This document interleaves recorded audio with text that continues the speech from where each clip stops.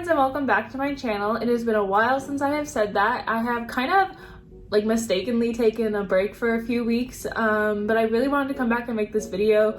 I didn't really know if I was gonna make it since it is like the end-ish of January, but these are my favorite videos to watch on YouTube around this time, where it's just people like kind of wrapping up their 2019 and like getting ready for 2020. And I'm kind of like a firm believer that it takes a certain amount of time for your goals to like really set in. So I kind of wanted to make this video now that I've had like a little while to kind of start off my 2020 goals really strong.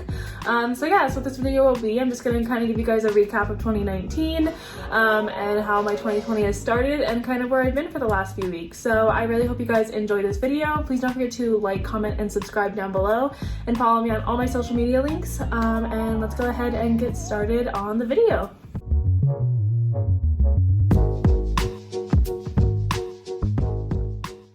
So starting with 2019, I started 2019 off really strong. Me and Craig were, I think the last picture of 2018 that I posted was us at Disneyland. We were going to Disney a lot, and then 2019 I started my first executive board position of being executive vice president in my sorority, so that was super exciting.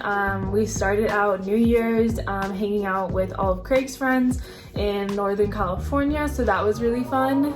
I kind of felt the whole, I guess, vibe of 2018 that a lot of people felt, where they were like, thank God 2018's over, starting 2019, because 2018 was a pretty rough year for me. So starting 2019, I was super optimistic. I was ready to have like a killer year, and I really feel like that is what I've done. Obviously every year has ups and downs, but 2019 served me really well. And I feel like ending 2018, people were saying that they were so happy for 2018 to be over, and then people were saying that again for 2019. And I feel like it was the first year where I was like kind of a little selfishly like, oh no, like 2019 was a good year for me.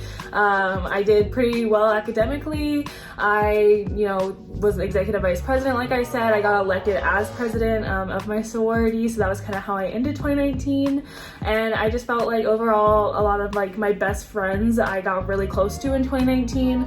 I moved into my new apartment in 2019, which was really exciting because the place I was living before that I really did not like. I lived in a house off campus with random roommates that I met moving in, obviously. And it was just not my ideal living situation, which I'm in college, so I feel like I kept telling myself like, oh, everyone has that one place that they lived in college that they look back on and are like, oh my gosh, can't believe I lived there. And so that's like my year, my story of that type of place. But yeah, so 2019 was really great. My best friend and I moved in together. Like I said, we moved into this apartment. This apartment has given me so much joy. I love having a place where I can just come home and it's my place. I feel really comfortable in, I sleep really comfortable in, and I really feel like 2019 taught me that your environment has a lot to do with your mood. So that was really nice moving into this apartment and bonding so much more with my best friend Caitlin, who you guys know. Yeah, so moving into this apartment was definitely a highlight of 2019. I also ended 2018 getting Daisy because I got her in October 14th of 2018. So I had only had her for 3 months starting 2019. So even though honestly we were like soulmates as far as dogs and owners go, I technically was still very new to having her starting out 2019, and now my first month of 2020, she is an absolute angel. It's funny to look back on like the pictures of us when I first got her versus like now, where she's like super full out. Like you could tell like she was definitely a rescue, and I got her, she was so skinny, and seeing her now, we call her a unit because she's like such a little thick body and such a tiny little head. So she's an absolute joy of my life. That was always consistent. And I feel like ending 2018 off, like I said, I did have a semi-rough year in 2018, so ending 2018 off with getting her really also started that like kick of 2019 is gonna be awesome. So that really made my year even better, and I love her to death.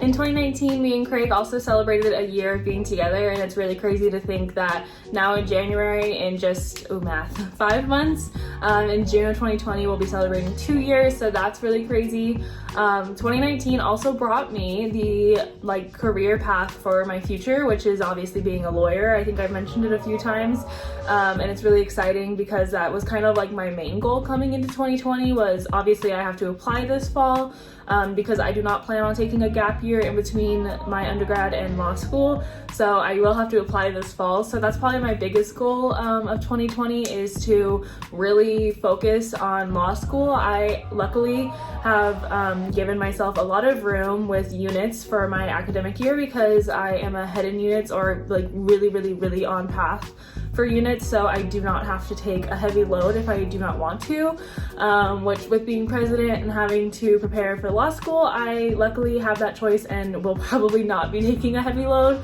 unless I really want to take a like certain class or anything like that. So that's kind of like my main academic goal this year, is really just to like get gung-ho about law school, and I have like kind of narrowed down like my schools that I want to go to, and I feel like that's like a really good attainable goal for 2020. Is I feel like 2020 and is just like a really big year for me, because I just feel like going to apply for law school, like I already have that academic goal of like law school, but personally I just really feel like I want to focus on myself. I feel like I've always made the cliche goals every year of, oh, like I want to get really fit and I want to get like super healthy, eat really healthy, and blah blah blah. Also just personally, I talk a lot about mental health in my daily life and for myself and for others, and just making sure that I'm always that person that's open to talk to other people about their mental health. But I feel like while I am so amazingly aware of my personal mental health, I kind of stepped back from really facing it in 2018 or 2017. Whenever I first came to college, like 2017, 2018, I started going to therapy like very often, like every 2 weeks at least. And then the healthcare I had at the time, you only saw your therapist once a month. And so I kind of stepped back from it again. And then in the last like year and a half, I started going almost every 2 weeks. And then I kind of hit a slump this past summer, 2019. So at the end of 2019, definitely was a bad mental health time for me. Not the worst it's ever been. My anxiety was the worst it's ever been, which was actually the difference is when in high school, my depression was the worst it's ever been.